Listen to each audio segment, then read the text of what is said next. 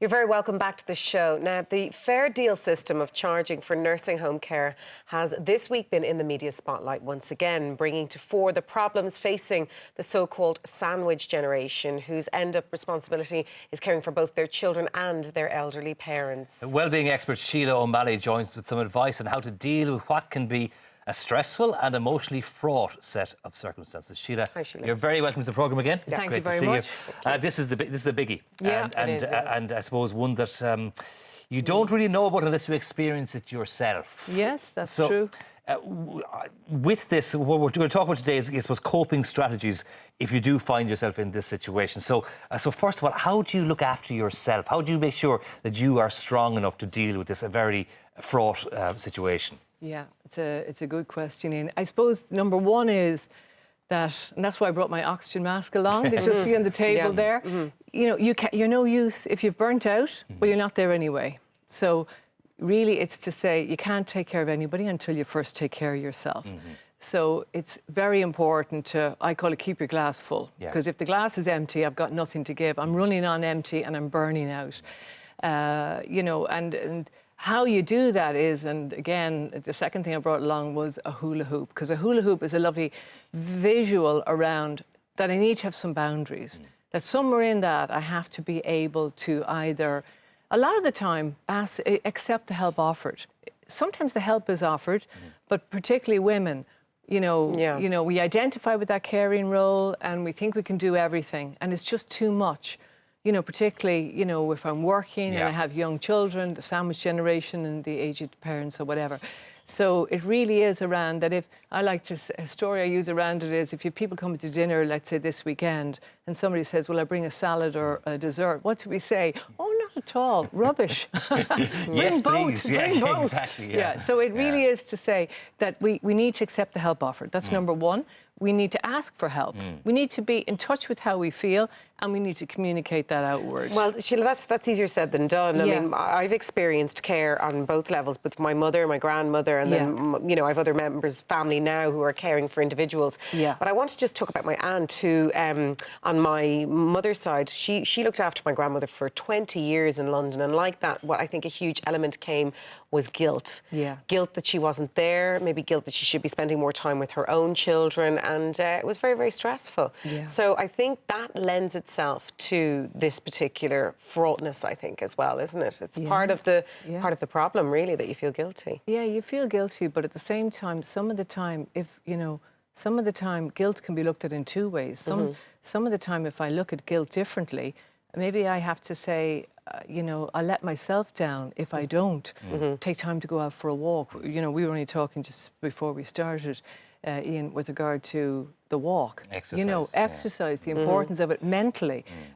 So it's that whole thing about, I need a walk, I don't have time for a walk.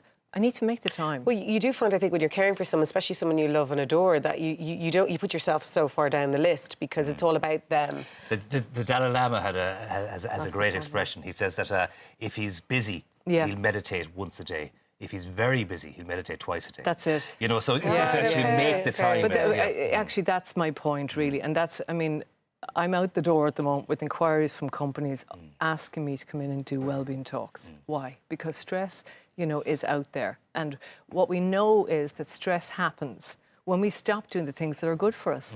When we stop taking the walk, when we stop ringing the friend, you know, and meeting that friend for the walk and the cup of coffee. Food is a huge factor as well. I know that I ate a lot of convenience food when I was caring for my mother because you've just no time and you don't care and you've no interest and you're exhausted. You're really exhausted. And then it has a knock-on impact, whether we like it or not, on your partner, on your children and everybody else.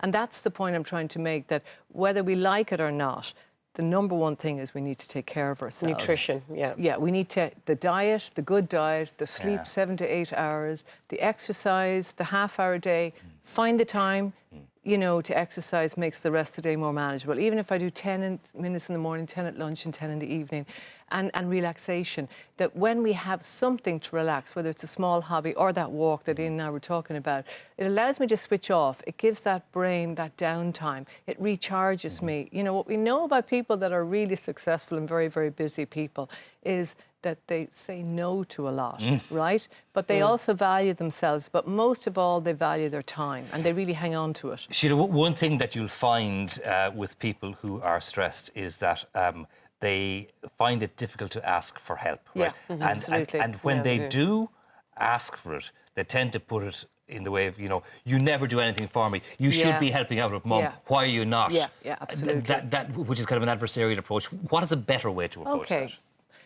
A better way to approach this, I call it E plus R equals O, Ian. Event, response, outcome.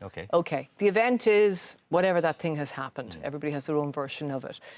Now, if I end up blaming you because you're never there and I'm just going to get your back up. Yes. And relationships are going to suffer. Or is response. It's like, if what I'm doing isn't working, I need to do something different. So how can I respond in a way that will work better for you and then thereby get that better outcome? Maybe I need to say, Ian, I'm feeling a bit flooded, a bit overwhelmed, and I could really use a bit of support or whatever. And immediately you're appealing to the heart. Absolutely. Well, you see, when you use an I message, I'm only talking about myself, and really when I communicate and inform you, this is how I feel. People tend to be able to say, oh, yeah, OK, look, I can come along. It's not accusatory. It's not you are not doing it for me. I don't get your back up. That's really it. And in life, this isn't just to do with this topic. It's to do with every topic. That when we go out and we speak from the I, and to get that is to drop into how I feel and communicate from there. Do you know what? I really feel I've had no time for myself. Sheila, what do you say to people who say, "Oh, I'm fine, I'm fine"? It's very classic Irish, isn't it? It is. Can I help you? Are you okay? Are you exhausted? Do you want me to do something? You're like, no, I'm fine, I'm fine, I'm fine. We're all grand. And we're all grand. But we're not. And the thing is, we're not. No, we're not. And we are, as I said, exhausted. You're not nourished properly. You're not, sleep deprivation. And the worry can just be crippling because you're waiting to get that phone call from my wife has a very good whatever thing that she does is if a friend has had a baby, she'll just drop around a casserole or a dinner or something, and don't ask, just do. Well, that's a good point. Do you know what we're talking about there? And I was talking on the way out here today. We're talking about carers, and whether we like it or not, a lot of people are carers, and that means that whatever they're doing out there for everybody else, they're really lousy at doing for themselves. So what my mantra in that is, whatever you're doing out there is what you need to do more of for yourself. So if you're over-caring for others, you're usually under-caring for yourself. So rule number one, be kind to yourself. Be kind to yourself. Thanks, Sheila. Thank you so much. It's great. It's a fantastic piece indeed. All right, lots more still to come with us here on Sunday AM. Stay with us.